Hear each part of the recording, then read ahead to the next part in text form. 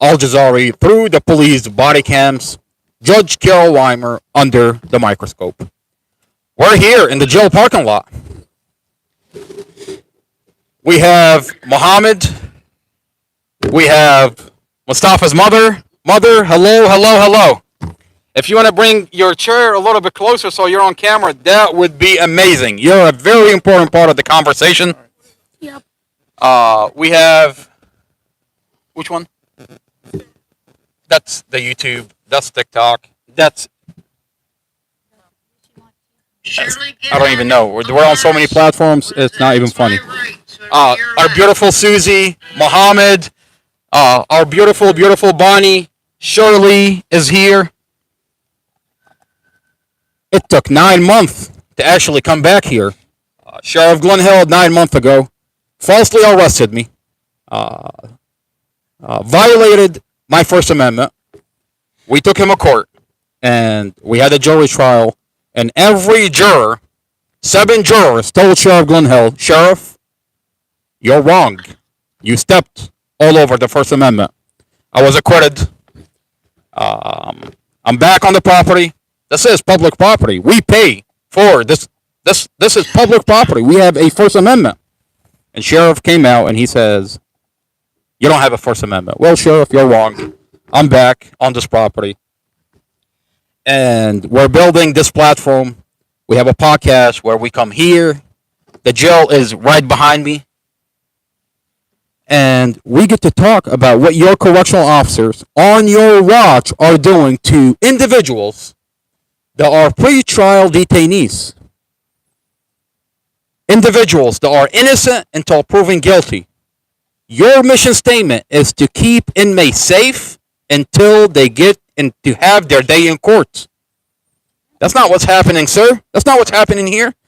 And in the process of us talking about what is happening behind these walls, you arrested me. We're here. We're not going away. And we do have a First Amendment, Sheriff Glenn Hill. Now I want to thank Mohammed for being here. Before we dive into this podcast, I want to specifically thank Farah. Farah, I love you, ma'am. You're supporting and donating into what we're doing here. I want to thank Bustos for talking about upgrading our equipment. Everybody sees the nightmare we have with the equipment that we have. One minute it works, one minute it doesn't work, but we're working on it. I want to thank Shelly. She does a lot behind closed doors for what we do here. I want to thank Shirley, our beautiful, beautiful Shirley. Where is Shirley? Where is that beautiful lady? Shirley, thank you for being here. I want to thank Char. I want to thank Becky. I want to thank Casey. I want to thank Julia. Stefana. Kate. Farah. No, I said Farah. Who am I missing? I want to thank Dre.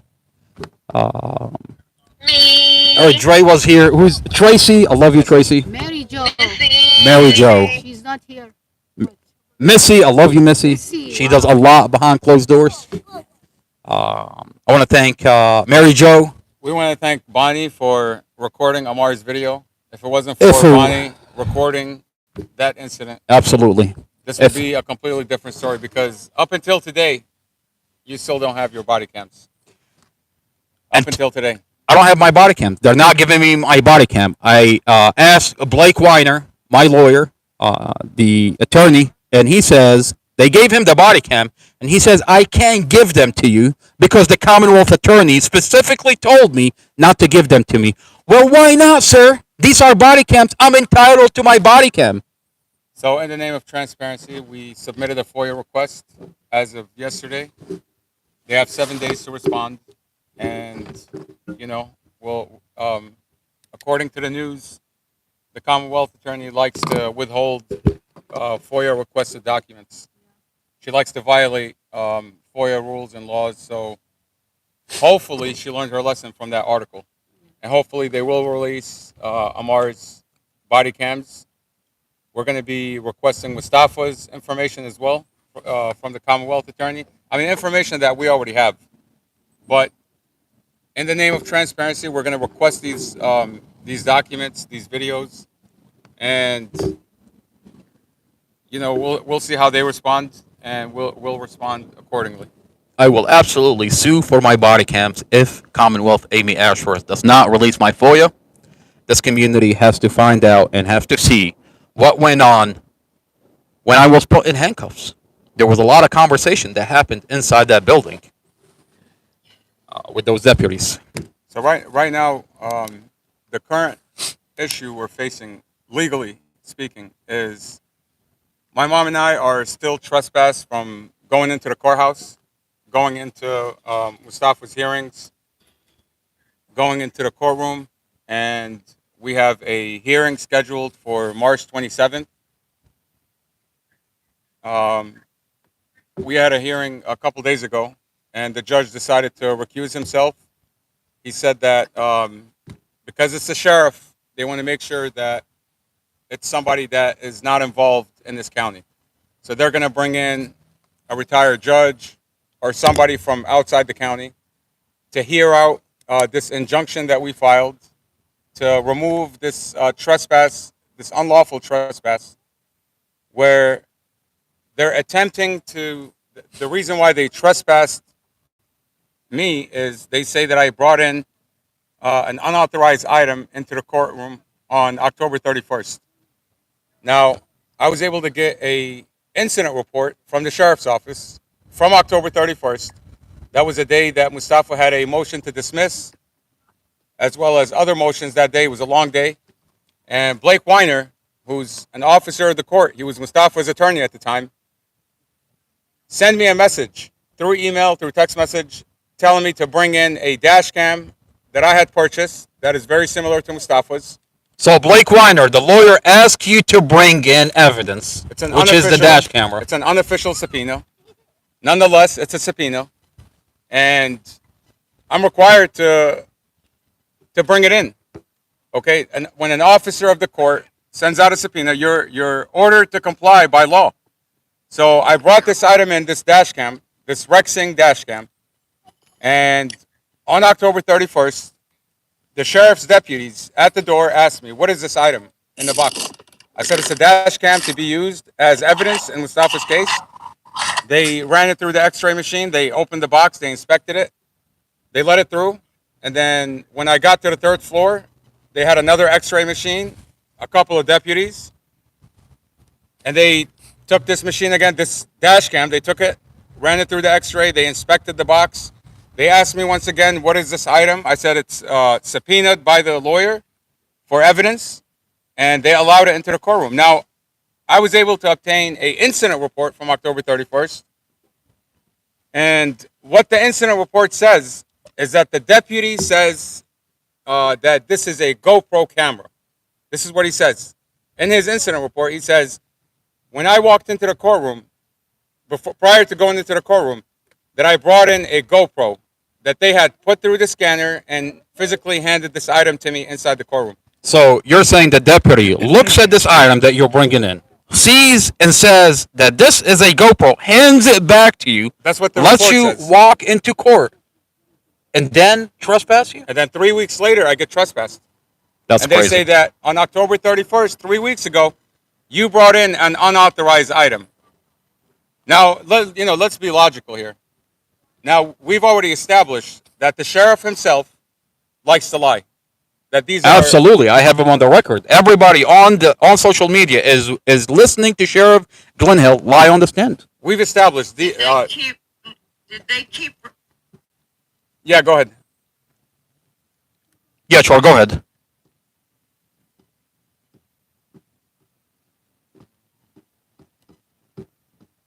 I think we're So- having a problem with the internet. Because it would have caught. There we go. Now we can hear you, Char. Now we can hear you. We couldn't hear you earlier. That looked like a GoPro. Char, say that one more time. Did they keep? When they put it through the scanner, do they keep record of the scans after they go through? That's a very good So- question. That's a good question. If Mo could get Yeah. a hold of it and show it did not even look like a GoPro. I'll They be put it through twice. price. You know, I'll be honest. Whether it's a GoPro, whether it's a Rexing dash cam, whether it's whatever they want to say it is, at the end of the day, the sheriffs inspected this item on 4 different occasions, and they allowed it in. They allowed this Right, item right, into the right, courtroom.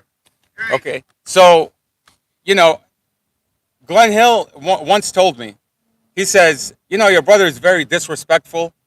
And then I think Deputy Terry also He's talking about told him- me? He's talking about you. He said you're very disrespectful. I'm very disrespectful.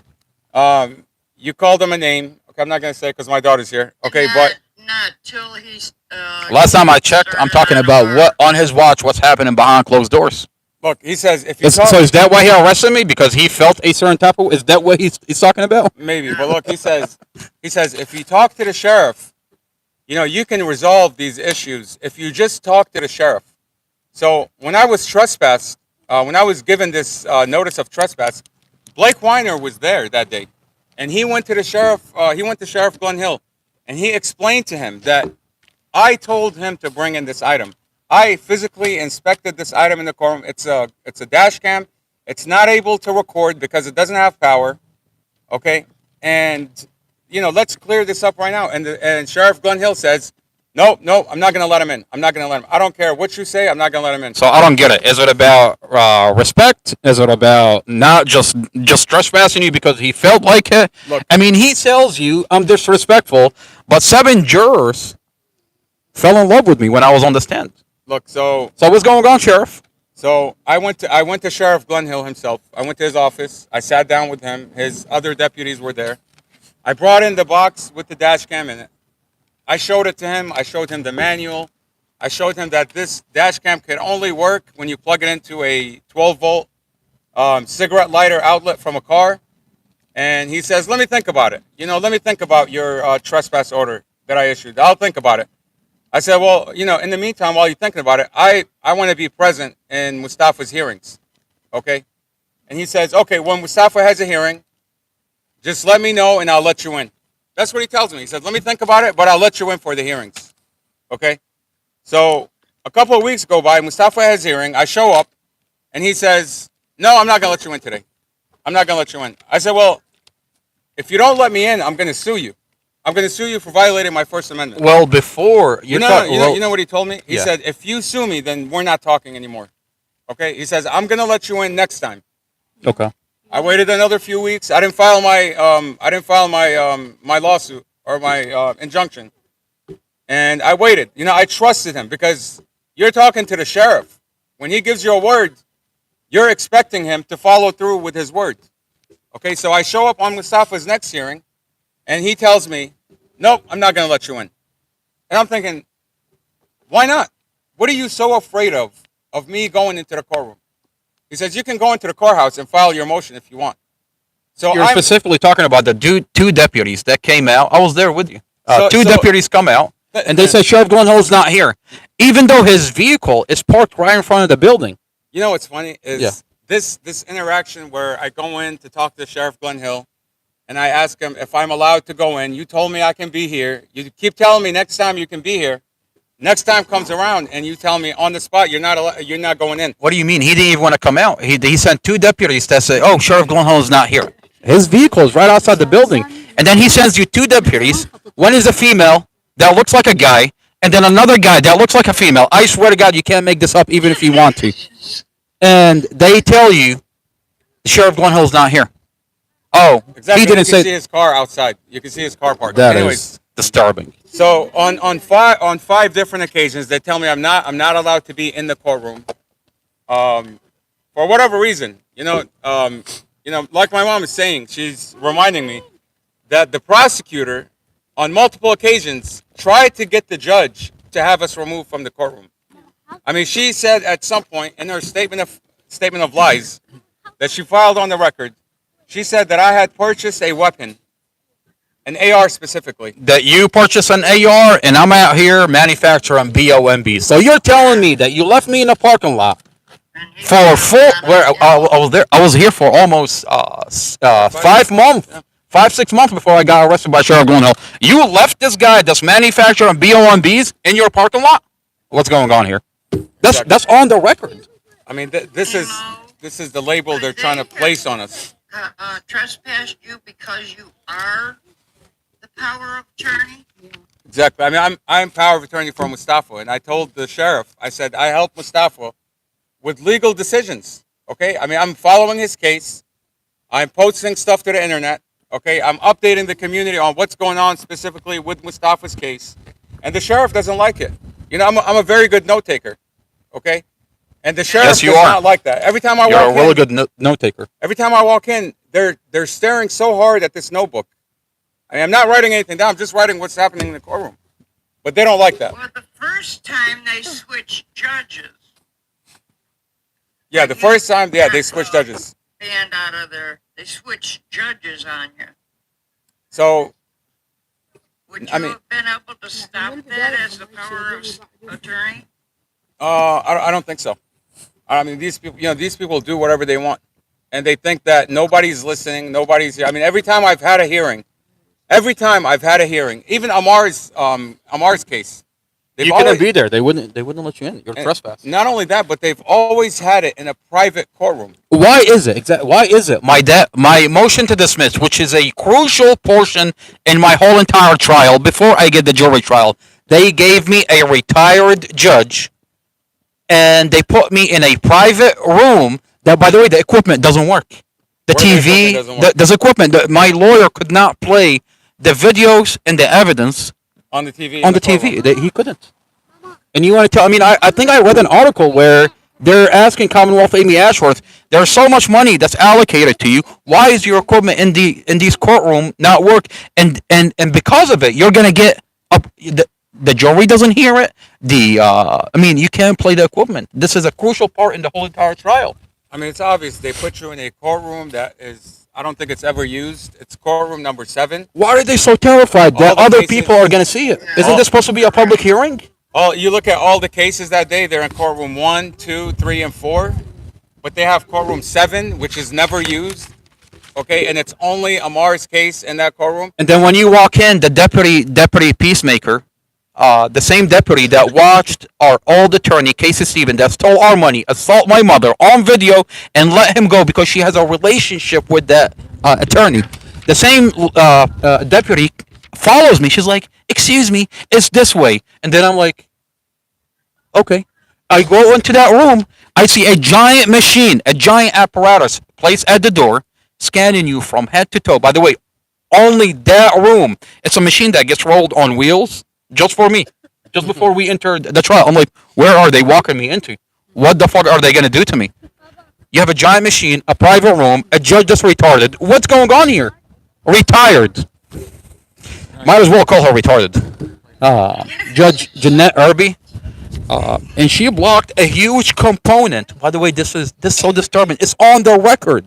This judge, and she doesn't care whether you file against her because she's retired.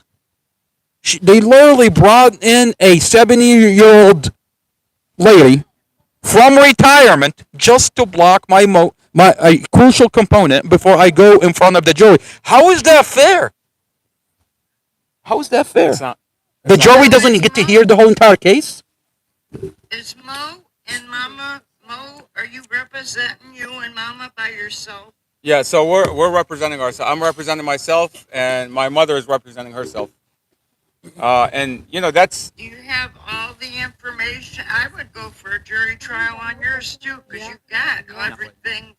You know, when they said all this stuff. I would like that, but I think the way I filed it, I filed for a injunction, and an injunction has to come from a judge. So hopefully we get a fair judge who's going to listen to the facts. I mean, the facts are indisputable. I have an incident report from the sheriff's office stating that they took this item, they allowed it into the courtroom, and then later had some issues with it, and then they want to say that it was unauthorized. I have a letter from Blake Weiner telling me to bring in this item the night before. Right. And I asked for a subpoena. Oh, you got a thing on your... I asked for a subpoena that where I'm requesting the footage from the courtroom which they have, by the way. They have cameras in the courtroom, and I requested a subpoena to show this judge, this upcoming judge, that the deputies took this item, placed it on the belt, and then physically handed this item over to me after inspecting it. So, but the jail lawyer, Sharon Pandek, who's also Sheriff Glenn Hill's lawyer, she put a motion on the record to dismiss it. She's saying that I should not be allowed to file a subpoena, and her reasoning is, can you hit okay on that? I think you might want to exit and come back. Okay, I just hit okay, Yeah. and then Exit and come back. Exit and go live again. Yeah, remove that thing. Yeah, and then go back in. So what I'm saying is, we as people, when we file a case, we should be allowed to file subpoenas. And for Glenn Hill's lawyer to claim that we should not be entitled to file subpoenas because she's claiming that we're going to post it to the internet. Well, this is a public hearing, okay? There's no expectation of privacy when you're in public, okay? And I'm not asking to have this video to post. I have no reason to post a courtroom video on the internet. I needed the video simply to show that the deputies themselves took this item, physically inspected it, and then gave it to me inside the courtroom. That's what I'm trying to show. Your FOIA requesting your what? I'm not FOIA. I'm submitting a subpoena, and she's trying to block a subpoena of the courtroom footage. You got a letter blocking the subpoena? She filed a Who, Pandek? Pandek. Speaking of Pandek, Pandek was fired immediately after Sheriff Glenn Hill lost. When I took him to court, my First Amendment after trial, after he lost, after the jury trial, when I won against him, immediately after court, he fired Pandek. But see, this is the things that they do. They try to block you from getting subpoenas. They want to violate your due process. They think that Sheriff Glenn Hill has ultimate power, that he's unquestionable. I mean, we have rights. In this country, we have rights. And I think Amar's jury trial is a testament to Sheriff Glenn Hill, to Amy Ashworth, that we, the people, do have rights in this county.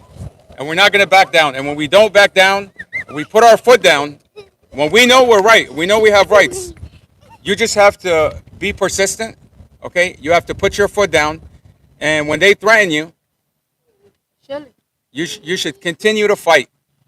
And that's what we're going to do. We're going to continue to fight. I want to address before trial, Mohammed, before trial. So I got arrested 9 months ago by Sheriff Glenn Hill. And Blake is my attorney. Now, I love Blake, and we're just having a conversation. The question is, for 9 months, Blake would tell me, I'm going to file a civil lawsuit for you, but I can't do it right now. Because the sheriff arrested you and criminally charged you with a misdemeanor, trespassing. But once we win, and I want to wait for Mohammed when he gets here, so because this is really confusing, by the way. And I'd like someone to tell me what the hell is going on here. So we'll wait for Mohammed to come back, because this is so disturbing. This conversation is so disturbing on so many levels. I'm having a hard time processing this. Something is happening. If I'm not understanding the situation in front of me, there's something wrong. Mohammed, Yeah. I actually waited for you to get back here because this is so disturbing. If I'm not understanding a situation, someone, for the love of God, tell me what's going on here. 9 months ago, I got arrested by Sheriff Glenn Hill, and it's a First Amendment violation. Now, for 9 months, Blake would tell me, Amar, I can't file a civil lawsuit against the sheriff for arresting you and violating your First Amendment. This is huge, by the way. He tells me this is huge. I'm going to file your civil lawsuit, but I can't do it right now because you have a criminal charge, which is a trespassing, a misdemeanor. But once you beat this charge, I'm gonna file a civil lawsuit for you. Well, I've been waiting for 9 months, and I've been fighting my case for 9 goddamn months. And I finally get my jury trial, and I'm acquitted. Not by one, not two. All 7 jurors said, Sheriff Glenn Hill, you're wrong. Yep, it was a unanimous decision. It was a unanimous decision by all 7 jurors. Now, and I was found not guilty. Tell me why, and how does it make sense that I get a text from Blake Weiner telling me, Amar, I have a lot of cases right now. I can't take on your civil lawsuit. What do you mean, sir? You're going to leave your client halfway? For 9 months, they've arrested me, and it's on video when they arrested me. They bent my arm in such a way where they almost felt like they were breaking my arm. My sister was assaulted by one of the deputies while she was recording the incident. And if it wasn't for her recording the incident, they would have lied about the whole thing. You're telling me 7 jurors found me not guilty. I'm acquitted for all charges. Now I get a text from you telling me I'm too busy. I can't take on your civil lawsuit. This is a giant First Amendment lawsuit. Go with her. A giant First Amendment lawsuit. The sheriff stepped all over the First Amendment. And now Blake Weiner is too busy? I mean, is that lawyer being threatened by the county not to move forward? I mean, we know what they do to lawyers that go against the Baby, county. I want you to go next to, go back in the car. Yeah, it's a little bit cold, Susan. Come on. Let me take you to the car. Blake Weiner sounds like he's being threatened by the county. For 9 months, you're telling me you're going to move forward with a civil lawsuit. And now you're too busy? I mean, we know what this county does to lawyers that speak up against a county. Look at what happened to Elaine. What is Elaine's crime? I mean, when I take a step back and I look at that lawyer, she's being criminally charged on the 28th by Amy Ashworth. For what exactly? Because she came out and publicly denounced this jail behind me. She said this jail abused Mustafa Al-Jazari. And she released the jail videos. I mean, what is her crime? Her crime is she came out and she said they're abusing Mustafa Al-Jazari. In a nutshell, that's Elaine's crime. I mean, put aside all the BS.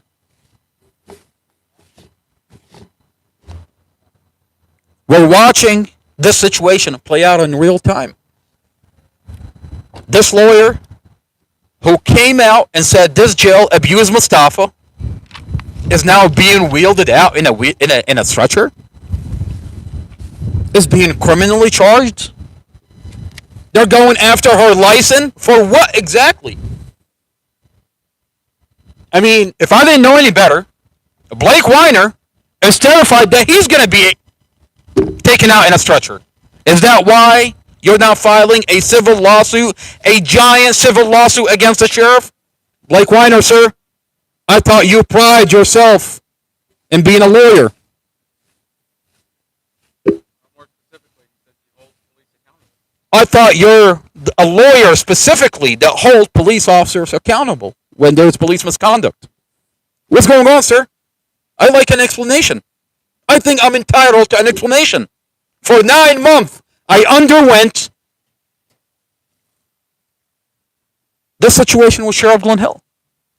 My rights have been violated by Sheriff Glenn Hill. For 9 months, I couldn't be here talking about my brother and the other individuals behind these walls. And you're just gonna walk away and tell me you're too busy? You're not too busy, sir. I call bullshit when I see bullshit. I think you don't want to end up like Elaine, being taken out in a stretcher. And if this doesn't drive the point home to this county, everybody's watching this play out in real time. Elaine comes out, this patriot, now on her watch. They're not gonna do this to this community. She said, I have the videos. I'm releasing the videos. We're not scared. We're not scared. And she says, we're Americans. We have a constitution that protects us. Next thing you know, she's being taken out on a stretcher. And she has charges. She has charges coming up, criminal charges. I mean, that's her crime. Her crime is she spoke out about this county.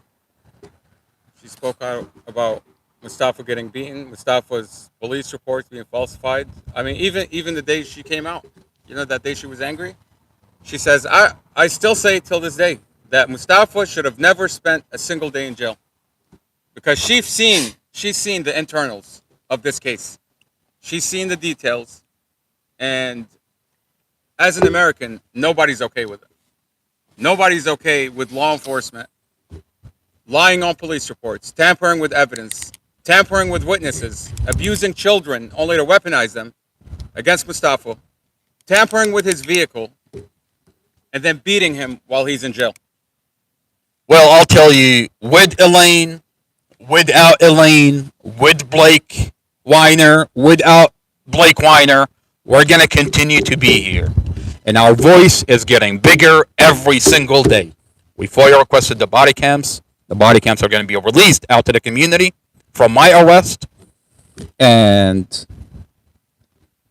if this county think that a lawyer is going to hear about a First Amendment violation and they're not going to jump on this case, they're senile. They're out of it. You remember when Mustafa's jail videos came out?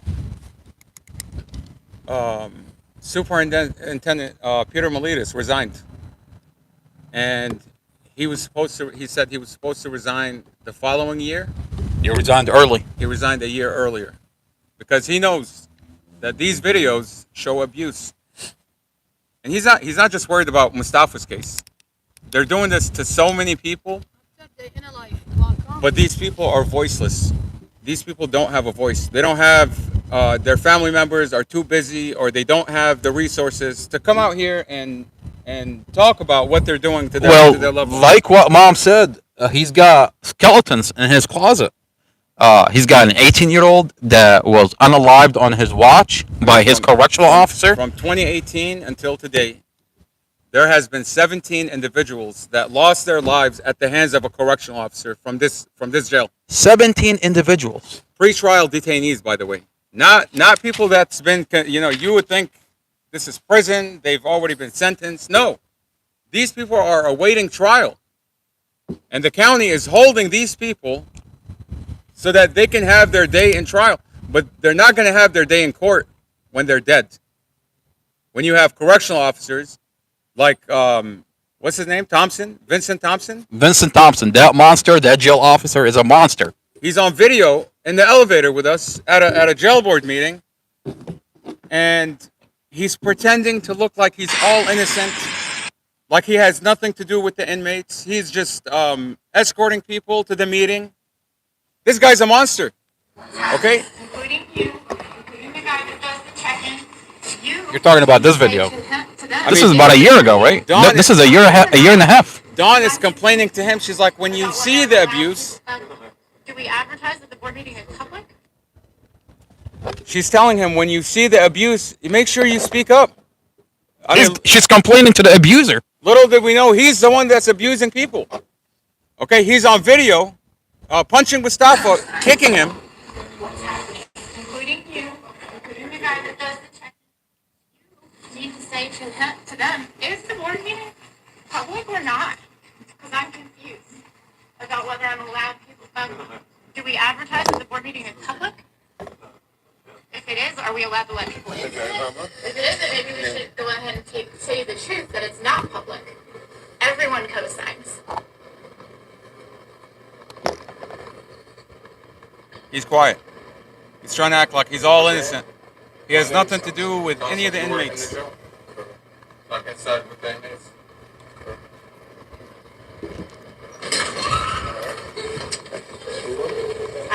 you see someone being beaten that you speak up against it. That you speak up against it. I hope when you see someone getting beaten, you speak up against it.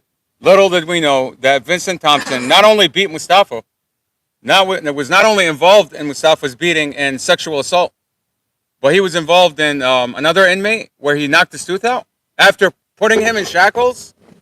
So they put an inmate in shackles, put him in handcuffs, And he antagonized him on multiple occasions. There's other incidents. and then this coward is going to turn around and punch this inmate, this pretrial detainee, punch him in the mouth and knock his front tooth out.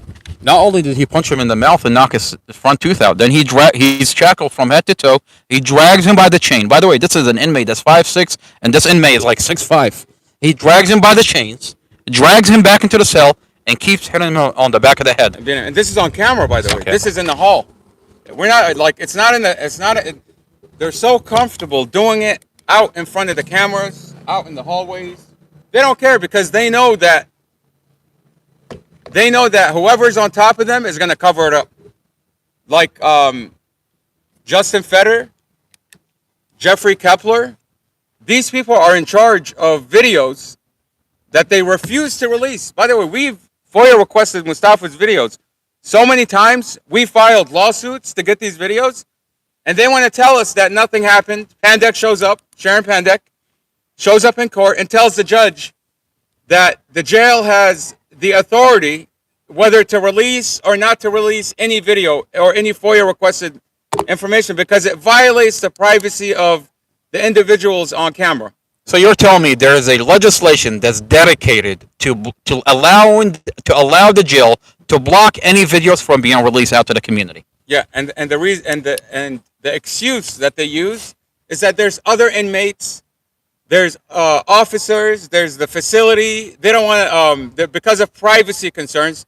They don't want to release these videos. Well, how does that make sense when you go on their Facebook? The jail has a Facebook, and if you go on their Facebook, they've taken pictures all over their Facebook page from pictures from inside the facility where the cell units are on those pictures. The entire pod, the whole entire pod is on their website. The entire pod, the stairs, the cells, the layout. I mean, they talk about the layout of the jail on their own website. Hello, this is a. But they want to use the excuse that is going to show the internal. That is a security concern. That's BS. It's complete BS. Legislation is protecting this jail from the community. They don't want the community to see what goes on inside They behind these want walls. people to know that their tax dollars are going to Vincent Thompson, who gets Thank you for using. let me see how much he gets. Telly. Okay. And while you do that, Mustafa, hello.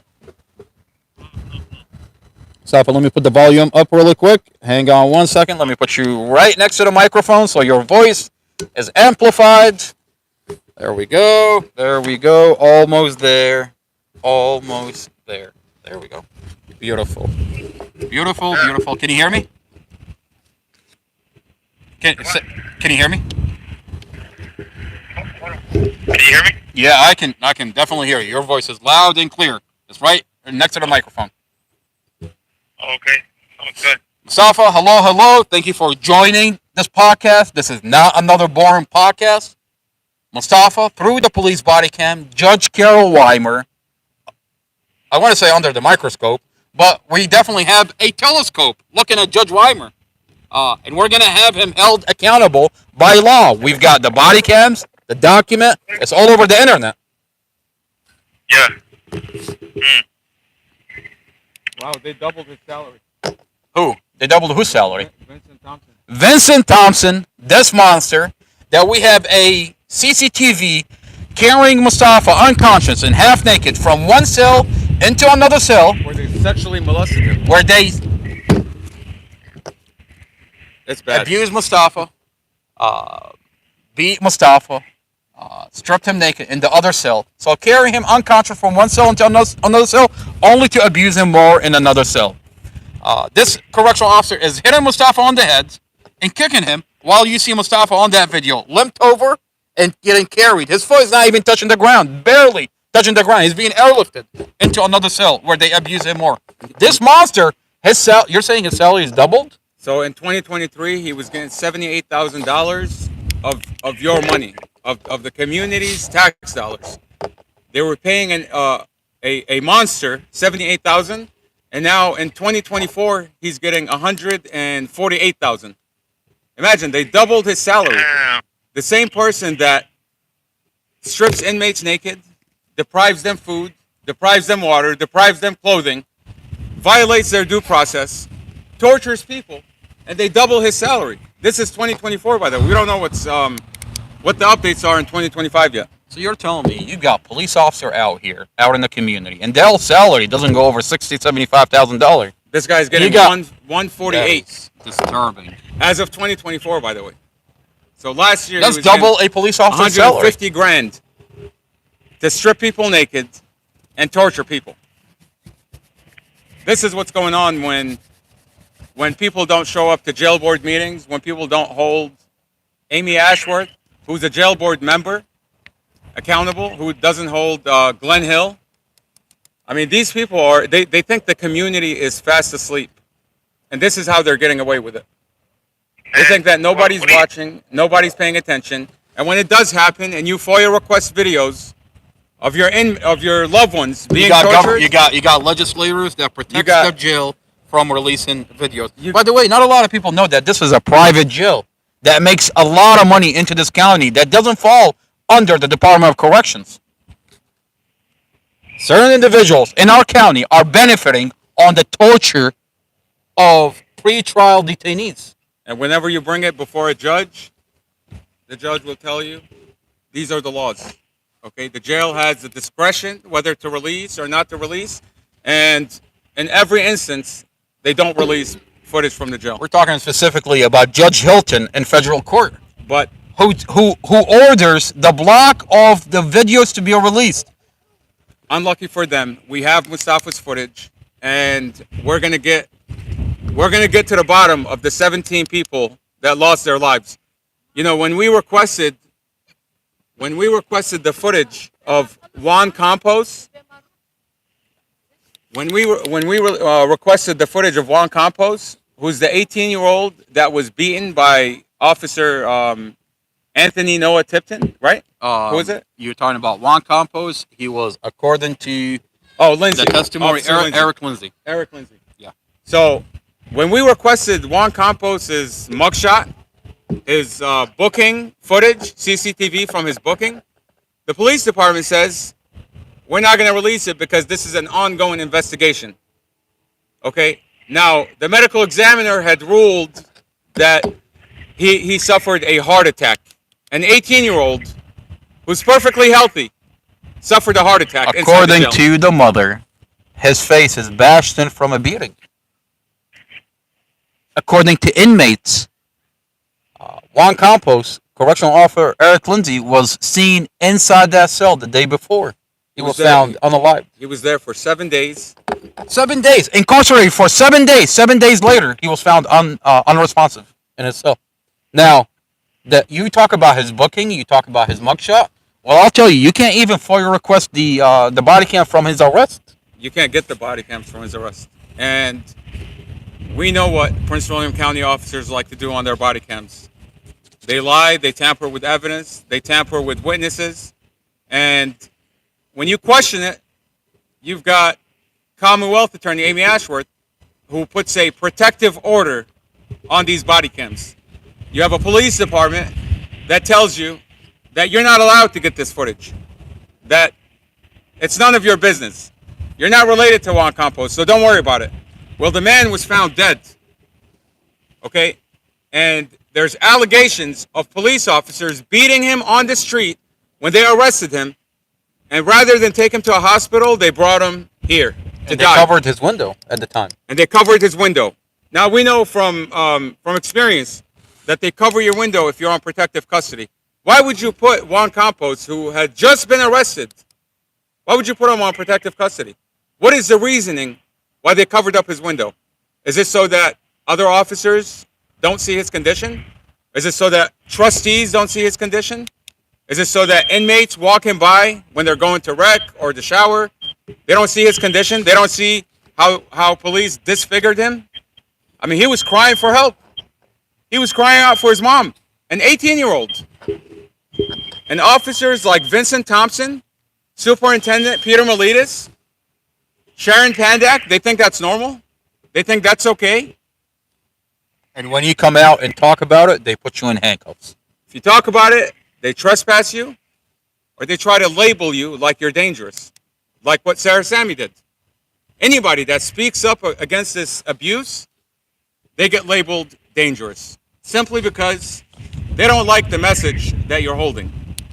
Okay? If you go in front of the courthouse, which is public property, and you bring it to their attention, the sheriff says that we don't do that here. We take care of inmates. Okay? He says that some people will go out, commit crimes to come into this five-star hotel. That's what he called it. The last time I checked, five-star hotels don't murder people. Okay? People don't go into five-star hotels and come out in body bags. But here, in this case, in Prince William County, you have pretrial detainees who are being arrested and not getting a day in court. In this hotel, tenants are checking in and they're not checking out. This is like the Hotel Sheriff. California. Hotel California. We should. I wish I had another device that I can play this that song. You check in and you don't check out. Maybe we'll play that song in the closing before we end the podcast. This is Under the Watch of Sheriff Glenn Hill. On that note, Mustafa, hello. I forgot Mustafa's name. Hello. So quiet. How's it going? How you doing? I'm good. I just let me see what I just saw.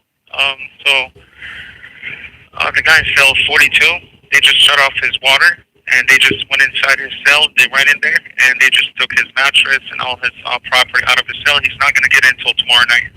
Man, it is freezing here. I'm talking about. I'm wearing like 3 thermals and I'm freezing. I don't know what's going on with this temperature, but the AC is on full blast, and whatever it is, like they just like to punish people here. I mean, there has to be accountability. At some point. And I'll tell you. Go ahead. I'll tell you who it is, by the way. Who it is? It's First Sergeant Darling. It's the same one on May 24th, 2023. Before I got a beatdown, they ran in my cell and they took all my property. They took all my pictures of Dorothy, my mom, my prayer rugs, everything, all my property, put it on a cart, and left it outside, and left me in a cell that's empty and freezing. So, same thing I see right here. It's like deja vu with another inmate. I'm looking at it from a third Correctional perspective. Officer Darling, the same correctional officer that we have a CCTV of, seen on this video, run into your cell with other correctional officer With a and take taser you- pulled. with a taser pulled, taking you out half naked, unconscious, carried from one cell into another cell, and then completely strip you naked, beat you, abuse you. The same correctional officer today is attacking another inmate. Because supposedly this inmate has water out of his cell, and he covered up his window or whatever. He wrote a grievance. He was writing a grievance. Obviously, he's complaining about something. But this is your way of dealing with inmates that are complaining about something. You're supposed to de-escalate. This is a first sergeant. We're talking about officer, master jail officer, then sergeant, then first sergeant. He's a high-ranking officer. This is not just a regular officer. This guy gives commands, and he is the biggest tyrant here. So Because of him. you write a grievance. Next thing you know, correctional officer Darling enter your cell and abuse you. So where's Sheriff Glenn Hill from this conversation? Well, go look at the inmate's property. It's sitting outside of his cell. He's not going to get in until tomorrow night, and his water's shut off. This is right How now. is this inmate supposed to drink water? This is right now. Obviously, Right now. Between the hours of 8 p.m. and 8:30 p.m., this actually happened. And I can see it outside of my scratched up window from the corners. And you're in CPOD. What cell number is this? Cell number 42. 42. CPOD. Yeah, but don't say I said it. It has nothing to do with me. You're live. Everybody hears you. We're in the I don't jail want to parking lot. Please don't You say have. anything about me. What do you mean? You're on the live. Your voice. I know. But what I'm saying is, I don't want to end up like that guy. You understand what that means? I promise you. There are so much eyes on you I mean, right now we're here in the jail parking lot, right outside the jail, talking. We have a podcast. You have a giant voice. We go in front of the Department of Justice, and I promise you, if you think that Sheriff Glenn Hill Yes, sir. and his correctional officer are not being investigated, think again. There are so much eyes on you, protecting you, that Sheriff Glenn Hill is terrified. And on that note, I want to thank our sponsors. Adult Diaper Depend is sponsoring this podcast. Sheriff Glenn Hill, our sheriff, is shutting all over the place, knowing that Cash Patel in the Department of Justice is watching him, and he's keeping his eyes on Mustafa and the other inmates that are being abused by correctional officer. So we want to thank our sponsors. Depend, Adult Diaper Depends. On that note, Mustafa, Yeah. you have a giant voice out here. And Okay. Well, let me explain something here. yes, sir. What they do here is they set an example of one inmate while everyone is watching to ensure that you know that we're in control. That's what they're Well, they're doing. definitely not in control. They tried to get rid of this podcast. They tried to get rid of your voice here by arresting me. Mustafa, we're back. We're in the parking lot, and we're exercising our First Amendment. And we're knocking on the sheriff's door. Sheriff, we're here. Are you listening? I love that sound. There's buttons on here. What? Yeah.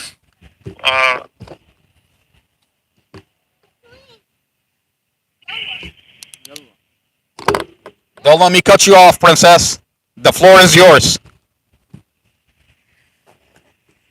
Trying to think here, like, what's going on here. I just remember when it happened to me, nobody helped me out. But I'm just reporting on what I see. But at the same time, I have nothing to do with it. I'm on grievance restriction. I can't write a grievance. I'm not allowed to write grievances. I mean, what does that even mean? It's actually my Grievance right. restriction. Under the law, I'm allowed to write That's grievances. by law. It's Here, illegal for you not to write a So, grievance. How are you supposed to grieve? Like, legally speaking, how are you supposed to file a grievance? How are you supposed to say, this is not okay? I'm a pretrial detainee. I have rights. I'm being abused. And they tell you, you're not allowed to file a grievance. I mean, where do they get off, like, doing that to somebody in America? Yeah, exactly. Someone asked me, when is your trial? I said, February 23rd of 2026. It's like, damn, we have to deal with you for another year? So you're telling me you've been in solitary confinement for over 2 years. By the time they take you to trial, it's going to be 3 years. No trial, no preliminary hearing, No arraignment. no arraignment. Every police report is falsified. They sealed off your body cam. They sealed off your document, and they're just having you sit in a county jail. And he's never waived his right to a speedy trial. He wants to go to I trial. never waived my right. I never waived my rights. I even told this lawyer I object to waiving my rights to a speedy trial. And he said, if you do that, I'm going to have to withdraw from your That's case. coercion. That's Go ahead, coercion. withdraw. Withdraw if you want to. Withdraw. Because I never waived my rights to a speedy trial. I've been sitting here all along waiting to go to trial so I can have a fair trial. It's not fair that they're just attacking me and doing all this weird censoring and concealing. And on the record, For what you have the purposes? chief of Because police. they know they lied. The chief of police admitting that his primary investigator into your case had violated department policy. We have body cams and body cams and body cams of officers tampering with witnesses, tampering with evidence, falsifying a warrant, and Amy Ashworth thinks that's okay. I mean, one of the witnesses, Glenn Ford, is accused of having an inappropriate relationship with a minor. That minor is also a witness in the case. Okay? And there's a recording of that minor going up to Glenn Ford, the ex-boyfriend of Dorothy, and say, can we kill Mustafa and make it look like an accident? There's an actual recording of that conversation. So what is Amy Ashworth doing about it? What is the sheriff who people expect to ensure that law and order is taking place in Prince William County? What are they doing about it? What do you mean? When you showed him the pictures of Mustafa's vehicle, it looks one way. It looks like one thing, It looks one way, and then inside the police department, this vehicle has been staged He to said look. that's not his vehicle. He said that's not his vehicle. That's The not his sheriff is on video having Not a the sheriff, conversation. the chief of The police. chief of police, Peter Newsham, is having a conversation with Muhammad, and he says this is not his vehicle. These are the pictures in the discovery Now we have the body cams. We have the footage when they're from- chopping up the vehicle. and they're You're chopping up staging this the vehicle. So you're telling me in this case, you have Mustafa's statements falsified by the police. You have Mustafa's vehicle staged to make it look like a head-on collision. You have the body cam muted, cut before impact. They cut the dash camera. You even cut and muted the dash camera. I've never seen a dash camera that cuts off before impact. And therefore, for 2 years, they've been saying there is no audio. And they're getting a lip reader. And then in the discovery says that they have the audio. That this dash camera does. So what are you getting a lip reader for if your document says you have the audio? And they're holding on to the audio. The most important thing to discuss is this. Robert Drum, who is the lead investigator in my case, he had a conversation on his body camera with the representative of Rexing, which is my dash camera, for 10 minutes, a whole 10 minutes. Not once did he say anything about there's no audio on the dash camera. The whole argument of the prosecutor is saying, Your Honor, they're having a heated argument and whatever the fuck they're saying. Whatever they're saying. But the lead investigator is talking to the representative of the dash camera, and not once does he touch upon the topic that, hey, how do we retrieve the audio? There's no audio. Because there is audio, and they don't talk about it, so there's something seriously wrong with this picture here. Mustafa, they say there is no audio. They say they're getting a lip reader. And then you find out in the document, Officer Zyman says, we have the audio to this dash camera. And what's disturbing about this is whole Casey thing? Stevens. Because he was surprised. He says, "You haven't seen it?" I'm like, "No." And so he describes it to us, and us meaning me and the expert standing there. And what he says is, she is crying. Oh, by the way, he did say that they finally figured out that this thing has audio. Okay. Good. And they're working on developing that. Okay, so where is this audio? Why does Sarah Sammy say that she needs a lip reader? Why did she get a lip reader when Officer Zymus and Robert Drum, Casey Stevens, everybody's saying there's audio? In the reports, they say there's audio. They took this camera to forensics, and forensics says there's an audio to this dash cam. So where is the audio? Okay. Where's Waldo? Sarah Sammy said there are 3 clips. One of the clips is she's saying that Dorothy's saying, I want to get out of the car. But Dorothy doesn't gesture with the body language like she wants to get out of the car. Normally, a normal person who wants to get out of the car, they gesture for the door handle or they move around in a way. There is no such thing as Dorothy saying, What do you "I mean? want to get out of the car." She's gesturing like she's giving you directions. Look, when Exactly. she says that Dorothy wanted to get out of the car, there's an entire minute where you're in traffic. That's 1 minute prior to the accident. 1 minute. Imagine 60 seconds before this accident happened, you were sitting at a light. And if they're claiming that Dorothy wanted to get out of the car, why didn't she just get out of the car? Because we know it's a complete lie. It's complete BS. No wonder. Robert Drum says that Dorothy was crying as the car was going into oncoming traffic. a lie. That's a complete lie. We have the dash cam right here, and we can clearly see there was no crying. Okay? But for an officer to lie just like that easy, for the prosecutor to simply lie to a judge, to lie on the record, because they think that nobody is going to see this dash cam. They think they can make up stuff. They can hire whoever they want to bring a lip reader to say, we want you to say this. Okay? We want you to say this. We want you to say that. And they're going to pay this lip reader to say whatever they want. But we have the dash cam. We have the truth. And the truth is nothing to what they're saying in court. What did Dorothy's brother say? He said Dorothy was on the phone and all this stuff. So he lied on Fox 5. He lied on national news about what the hell happened. So now we're sitting here watching, even reading the medical examiner's report. The medical examiner has the same narrative. He's saying Dorothy was protesting. Who was protesting? There was loud music playing in the car. There was no room for even a simple conversation. There's no room for conversation. Exactly. There was not even an iota of a conversation for someone to argue. Mustafa, for Dorothy's brother who lives in another state, for him to go on Fox News and say that his sister was actively on the phone, crying out for help as this accident was happening, we know that the police are weaponizing Dorothy's family members. They're weaponizing the children, abusing the children in the process. Okay, I mean, the child, Dorothy's child, says in a forensic interview, he says, detectives told me that Mustafa crashed the car and left my sister to die. Left my 5-year-old sister to die. The forensic interviewer says, how do you know this information? She's asking a 13-year-old. He says, the detectives told me. So now, if the detectives are feeding these children lies, they're abusing these children, where is the body cam from that? Why are these detectives having conversations with minors off the record? Where are these body cams? Investigator Romero in the discovery says that he talked to each one of those children. And now you're talking about 9-year-old, a 10-year-old, a 14, and a 16. He talked to those children and then put them in a forensic interview under the camera. Now, one of the 14-year-old says, detective told me Mustafa did this on purpose. He ran away from the scene, left my 5-year-old sister, and if he hadn't ran away, we could have saved your sister. That's weaponizing the kid. That's child abuse. You're lying about Mustafa.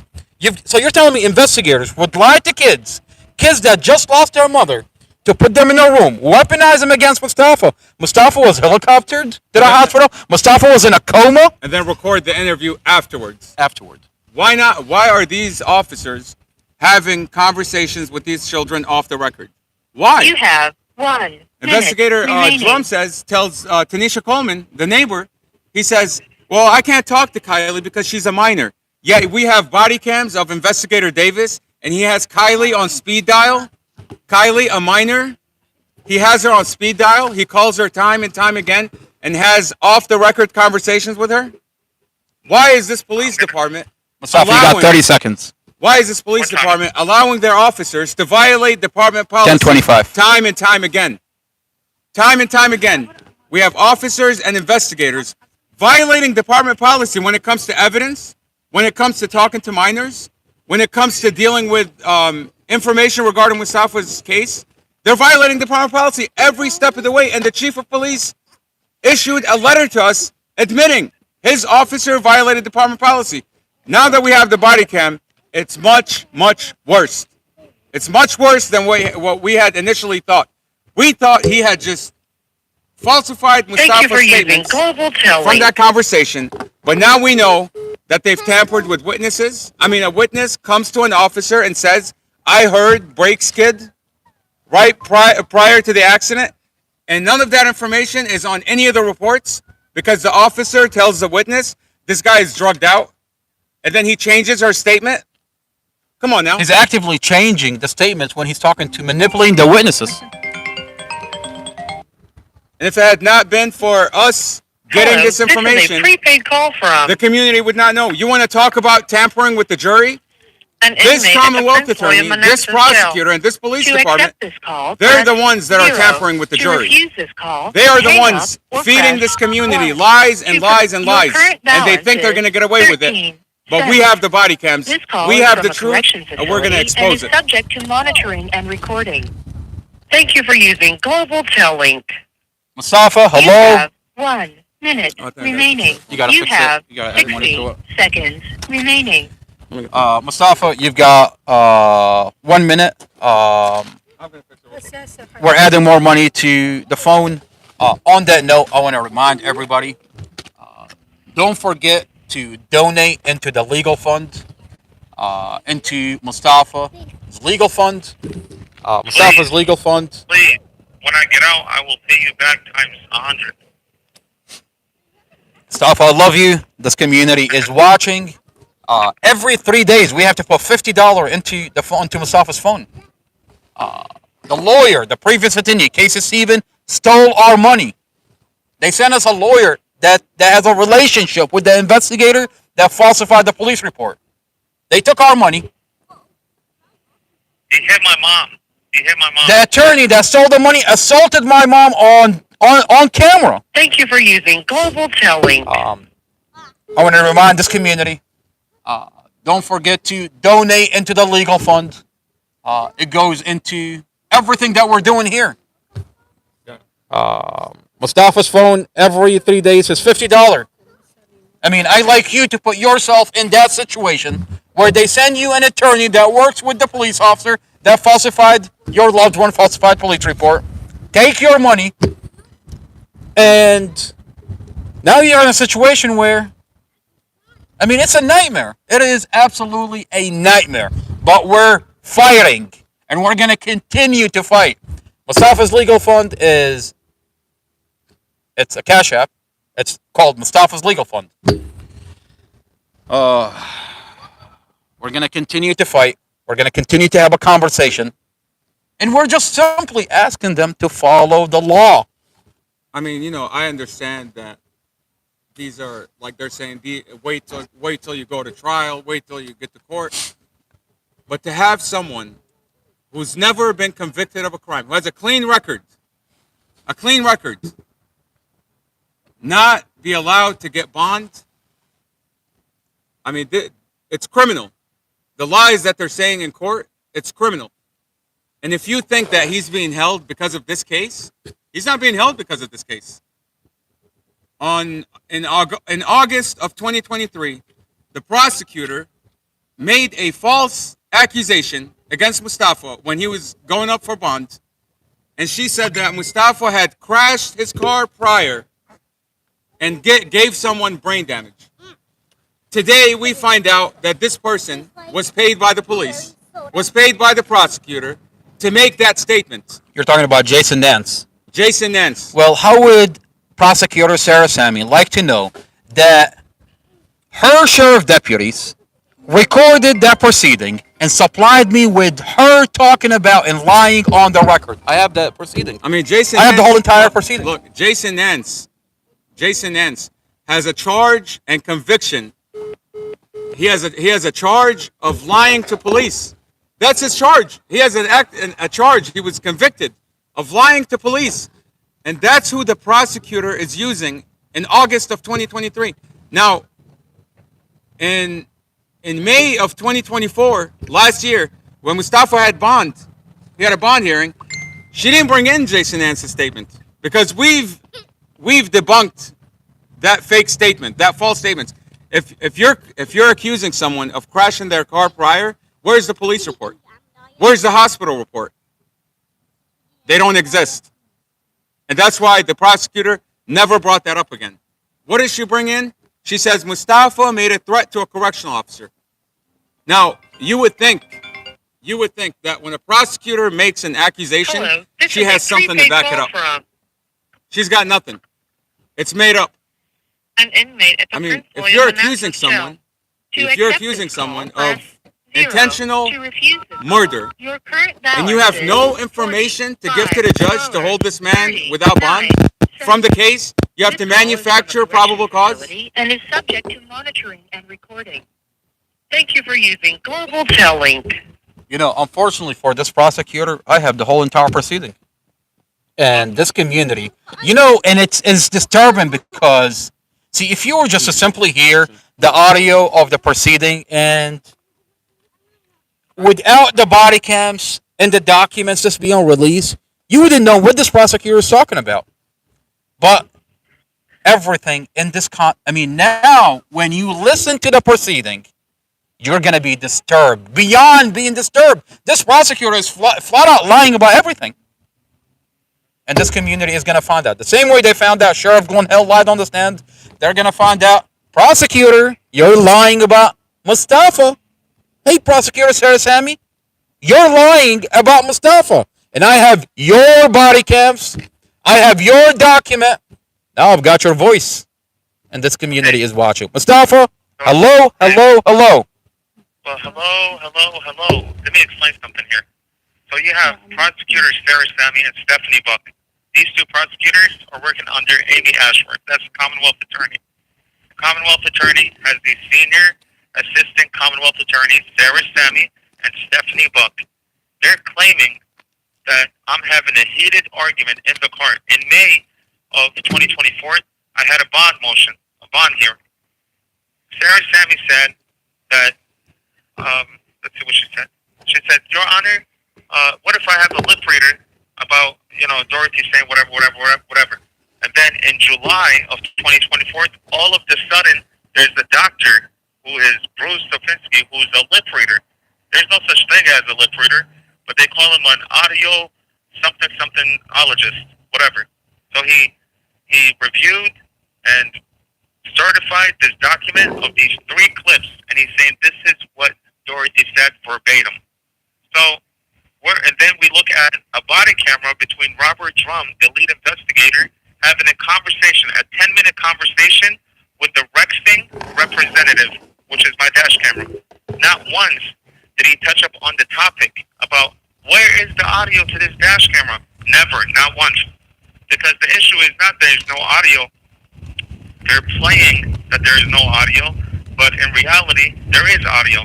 Chad Mason yanked the wire, and he concealed everything. The judge sealed everything, and they're trying to conceal what the hell's going on. So why would the lead investigator not talk about there's no audio to the representative of the dash camera? Because in their documents, they say the audio is there. Officer Zymus with Digital Forensic says there is a clear audio file in this dash camera. Now, when Drum, the same individual, the same investigator that falsified your statements and said you told him that you were arguing inside the vehicle, you told him that you were angry at Dorothy inside the vehicle, is on the phone with Rexon, and nowhere in that conversation does he ask Rexon, where the hell is this audio? Nowhere does he talk about the audio. Mustafa, you want to listen to the body cam? That would be a really nice idea if you can amplify the voice and the audio itself and play the conversation for people to say, what the hell is going on here? This is a conversation between the lead investigator and the representative of this dash camera. But not once did he touch upon the topic about audio. He talks about the speed, how it's stuck on 77. When I was parked at 7-Eleven, the speed was still at 77. They're trying to make it look like I was speeding. I wasn't speeding. I was going with the speed limit. Now, he talks about that. He talks about the time, about the dash camera, but he never touches up on audio. Why? Because This community the issue is not about audio. Exactly. The issue is not the audio because he already have the audio. Let's listen on that note. Let's listen to that body cam. But yeah, so on the camera itself, on what you see when we pull it up, and have the GPS coordinates at the bottom, those don't change, and then the speed limit in the bottom right hand corner stays at 77 even when he stopped and driving, and we can't figure out why. So it could be a couple things with the GPS. There is a way in the settings, right, to basically increase or decrease the speed. Okay. But since you're telling me that the court. Let me know if you want me to pause it at any point if you want to interject and point something out, okay? Mustafa, can you hear me? I can hear you. Okay, all right. Minutes don't change at all. That could just be something with the firmware on the camera. I'm not sure, I'm not sure if his has been, updated to a newer version or anything like that. But that could just be an issue with the firmware. Maybe it just hasn't been updated in a while, and it just gets stuck on, whatever miles per hour or coordinates are, like whatever it's set to basically in the settings, which can be adjusted possibly with the speed adjustment. Okay. Because the date and time looks like it's all good. It's all good. Yeah. Yeah. Okay. So yeah, that could just be a firmware issue. We could also try. Playing the video on a updated version of the GPS player, maybe to see if that stays the same, or if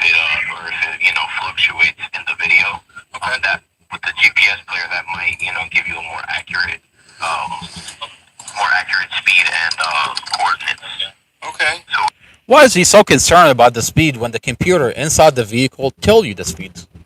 Why is it that the audio issue is not front and center? Why is the audio? Exactly.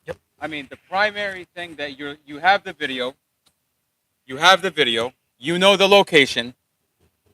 Okay, you know the location, you know the speed from the data recorder, and you're not asking about the main thing out of this camera, which is the audio. You never ask about it. You never bring it up. I mean, listen to what he's telling him. He's telling him that this dash camera has a G sensor that I- it tracks the location of where the vehicle Here. was at any given time. And now on the scene, he says, Let me stop Mustafa. you. Let me stop you here. Yeah. This is a email from Rexing. Okay. This is what they say. Good afternoon. Thank you for your email. If none of the videos had audio, then he did not have audio turned on. Each file records in 1 minute increments, but it is still continuous. The files are stored separately. The only files stored separately would be any files where the camera detects strong vibrations, like in an accident. At that point, the footage would be saved under a different folder, like EMR or RO. Okay, he says, do you have the files? I may be able to repair it and possibly recover the audio if the audio on the dash cam was turned on. Now, we know from Officer Investigator Zymus with forensics that the audio capability was definitely turned on. And she says there's a clear audio track that's visible. And she says that the videos have a visible audio track. Robert Drum says he has the audio. He told Casey Stevens he has the audio. Okay? Where is this audio? Okay? It'll give you like But let's go back to the body cam. like a map of where he You want to let's continue listening Yeah, to the body cam? Okay. drove as well. Okay. You know, on the top right corner. Awesome. So we can try that as well to see if that makes a difference. The other question was about the video, like not showing a few seconds before the incident. Yes. Correct. So with these cameras, they have a built-in G sensor. So what typically happens is if the vibration, if it detects the impact or the hard vibration, those videos usually get locked into an emergency folder so that they don't get overwritten when the camera records, because it'll overwrite whatever footage is there. So sometimes those videos get locked and saved into a separate folder. If not, if the video is there, it probably maybe it has a different date or something, or if it's like a corrupted file that's on there, that could be repaired if anything. But usually with those incident videos, usually it'll save it in a separate folder most of the time. Okay. And it'll, yeah. All right. So, we ended up taking all the phones. Some of the phones were destroyed. The crash was that bad. That's a lie. That is absolutely a lie. All the phones, In the we were discovery- back through the Cellbrite stuff to In the see discovery, if- they have the cell phone dump from Mustafa, from Dorothy, and they're terrified of the cell phone dump. They're terrified. They don't even want to look I at it. have 1 terabyte worth of information from the cell phone. 1 terabyte. And he wants to act like that the cell phone was destroyed. I mean, we actually have photos of the cell phones. They're not destroyed. Matter of fact, I had Mustafa's location, and at the time, I remember watching Mustafa's phone move from the accident scene to the police department that night. I was actively watching it. So we know the phone was not destroyed. We know that for a fact. And the other disturbing piece is, how did the police department know Mustafa's passcode? That is disturbing. In the discovery, they They have have his Mustafa's password. And Mustafa never gave his password to anybody. Nobody had his password. How does Robert Drum have Mustafa's password? We know. I mean, what are the facts here? The facts here is Mustafa had a giant lawsuit, over $500,000 lawsuit, against the police department from 2018 all the way to the vehicle accident. We know that they have a lawyer. Mustafa has a lawyer. Their lawyer, the police department's lawyer, has private investigators. You want to tell me they haven't been watching Mustafa? And mysteriously, now you have his vehicle tampered with. The police mechanic. You have his cell phone The and poli- his password. You have his cell phone and password, and now the police mechanic on a body cam that's concealed by them. That now we have, and it's on the internet. They're saying there's brake failure, there is mechanical failure, and I mean, the drive shaft is dislocated. The transmission mount is broken. The engine mount is broken. Mustafa has to brake, and the vehicle doesn't stop. And the police mechanics say there is mechanical failure. He says there's brake failure, and we can't determine